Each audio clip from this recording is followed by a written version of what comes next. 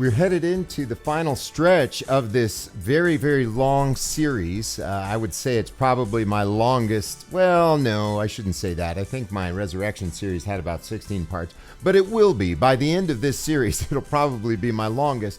But it demands our attention, and it demands so much of our theological, spiritual focus, because it does bring so much honor and glory to the Lord Jesus when we understand the nature of fulfillment and what it means to have Emmanuel, God with us, dwelling in our hearts. So this is actually part 15 of this series. And again, we're probably going to be working around possibly 18 to 20 parts. We'll see. You never know. But this is part 15. And again, we've examined that the kingdom of God is invisible, but we are now specifically focusing on the invisibility of Jesus. And we've been looking at this context of 2 Corinthians chapters 3 through 6. Really kind of all of the chapters there, 3 through 6, it's a covenantal contrast. It's basically just like the book of Hebrews, a strong covenantal contrast. But let's look again at 2 Corinthians chapter 4, verse 18. Because we do not look at what can be seen, but at what cannot be seen. For what can be seen is temporary, but what cannot be seen is eternal. And then there's no chapter break, of course, in the original text. 2 Corinthians 5:1, for we know that if the earthly tent, singular, we, plural, live in, is destroyed, we have a building from God, that is that creation, a house not made with hands, eternal in the heavens. And that's the same house of 1 Peter chapter 2. It's the house of God. Hebrews chapter 3 also. We are the house of God. Or, as we have seen, and we'll see further, John 14, in my Father's house are many dwelling places, which of course represents us. We are the dwelling places. So we have to connect that. The things that are eternal are new covenant things. That's the context of 2 Corinthians chapters 3 through 6. Old covenant versus new covenant. Old covenant glory that was fading away in the first century versus the new covenant glory, which was excelling, which is now made known in the fullness of that glory. So we're looking at the invisibility of Jesus Christ. 2 Corinthians 6:16, what agreement has the temple of God with idols? For we are the temple of the living God. It's not a house made with hands like the physical temple. There were two temples, basically. There's the earthly temple and there's the heavenly temple, which is the church. Just as God had said. In other words, the church, the heavenly temple, is the fulfillment of all those Old Testament prophecies where God said, I will be their God, they will be my people. We see that in Jeremiah chapter 31, certainly 31, 32, and 33, and also Ezekiel chapter 36, 34, 36, and 37. As God has said, I will live in them and walk among them. I will be their God. They shall be my people. It's God with us, Emmanuel. He has fulfilled that. Just like Matthew 1, verse 23 says, behold, a virgin shall be with child, shall bring forth a son, our big Christmas story that so many celebrated, and they shall call his name Emmanuel, which being interpreted is God with us. So again, this is the invisibility of Jesus Christ. Now, right now, what we have to do is focus on a New Testament first century phenomenon called the deposit of the Spirit. The deposit of the Spirit. The word actually means down payment or installment. 2 Corinthians 5, verse 5, again, in that same covenantal contrasting context, 2 Corinthians 5:5, he who has prepared us for this very thing is God, who has given us the Spirit as a guarantee or deposit. We see this with chapter 1, verse 21 and 22 of 2 Corinthians. But it is God who establishes us with you in Christ and has anointed us by putting his seal on us. Now that was to the first century believers, and giving us his Spirit in our hearts. That's a clue, as a first installment. In other words, this down payment of the Spirit is an installment on the heart. It's invisible.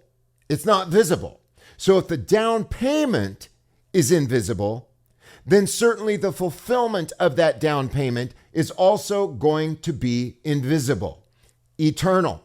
We do not look on the things which are seen, but we look on the things which are unseen, because the things which are seen, old covenant things, are temporal. The things which are unseen in the heart, new covenant things, are eternal. Again, look at that context specifically right here, 2 Corinthians 4, verses 18 through 2 Corinthians chapter 5, verse 5, and compare it, of course, with chapter 1. So he's given us his Spirit in our hearts as a first installment, down payment.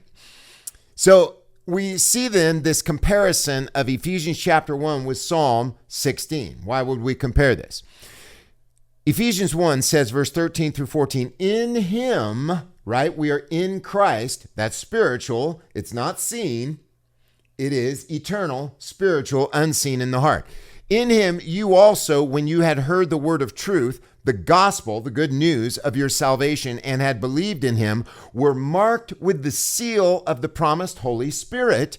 This is the pledge, same Greek word, down payment of our inheritance, unseen upon the heart, 2 Corinthians 1, toward redemption as God's own people, to the praise of his glory. Not to be separated from Luke 21, where Jesus, it's the Olivet Discourse, Luke 17, Luke 21, and he's saying, when you see all these things to those first century disciples, he says, look up, for your redemption draws near. Psalm 16, verse 5, the Lord is the portion of my inheritance. All right, now it's getting real. So we have the deposit of the Spirit as a guarantee of their inheritance. Now, Psalm 16, verses 5 through 6 is clearly prophetic. We see that. Psalm 2 definitely tells us that. So the Lord is the portion of my inheritance. Could any inheritance be better than the Lord? So we have to conclude that the inheritance, of which 2 Corinthians 1, 2 Corinthians 5, and certainly Ephesians 1, we have to conclude that that inheritance is the Lord. The Lord.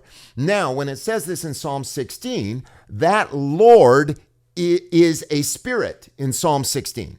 The Lord is the Spirit of the Lord. Where the Spirit of the Lord is, right, there's liberty. Again, same context. So when we look at the Lord as our inheritance, we begin to have a proper idea of what the fulfillment of all biblical prophecy is. God with us. With us is God. God is the inheritance. So the Lord is the portion of my inheritance, in contrast to those old earthly land promises.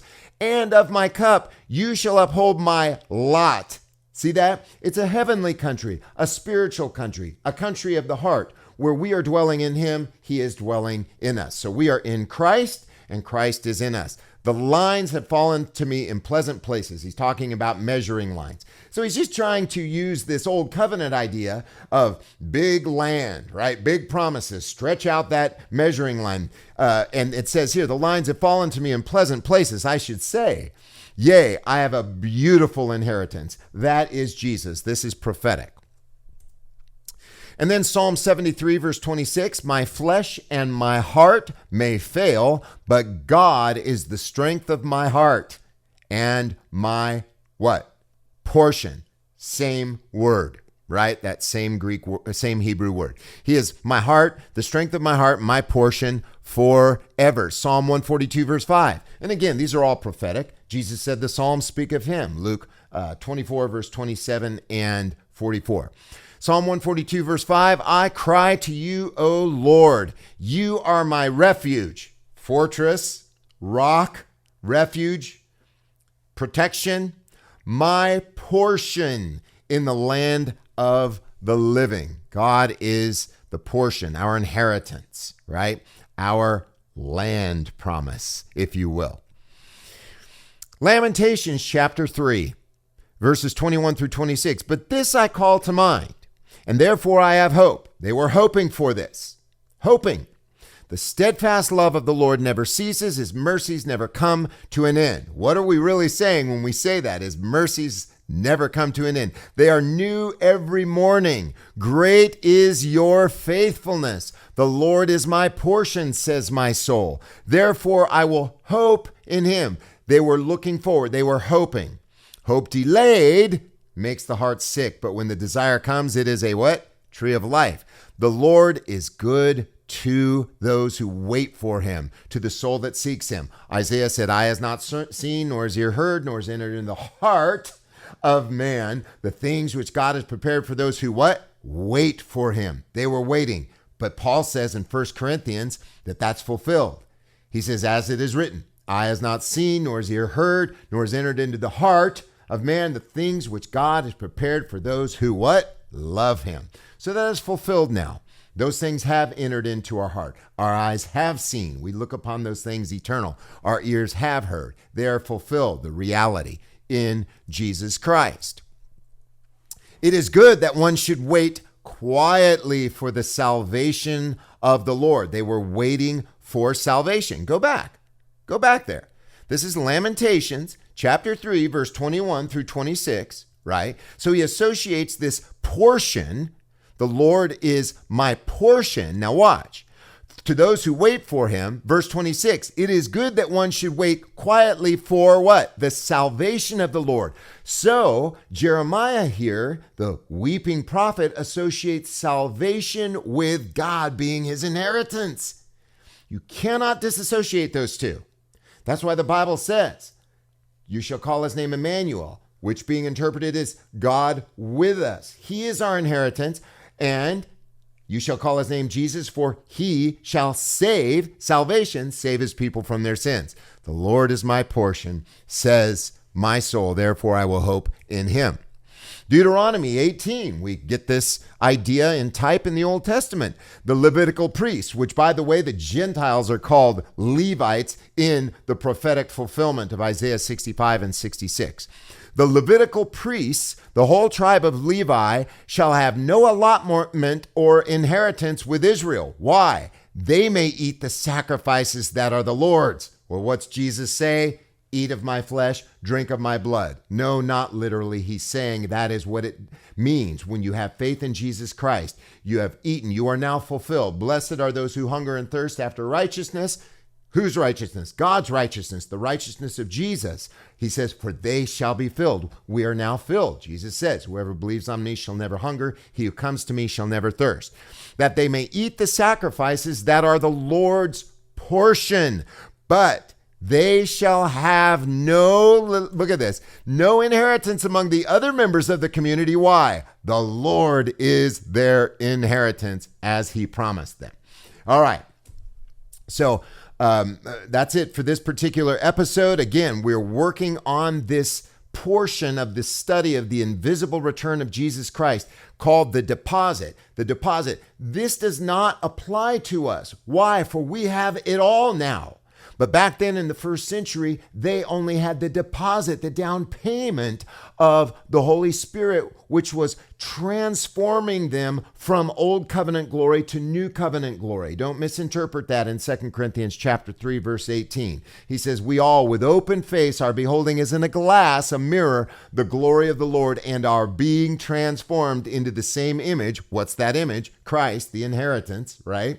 Just as by the Spirit of the Lord, he says, from glory to glory. Not glory to glory to glory to glory, as so many pastors and theologians would like to suppose, but actually it's from one glory to the other, from glory to glory, from old covenant glory to new covenant glory. All right, so please subscribe at our YouTube channel, NCMI Live. Support us at www.patreon.com/NCMI Live, or you may mail a check to G. Ward Fenley at P.O. Box 1017, Colfax, California, 95713. Please subscribe to our channel so that you get notifications whenever I upload these videos. We are desiring to give glory to the Lord Jesus Christ as the invisible King. Now unto the King, eternal, immortal, invisible, the only wise God, that's Jesus, be honor and glory forever. And may God bless you, and we'll see you in episode 16.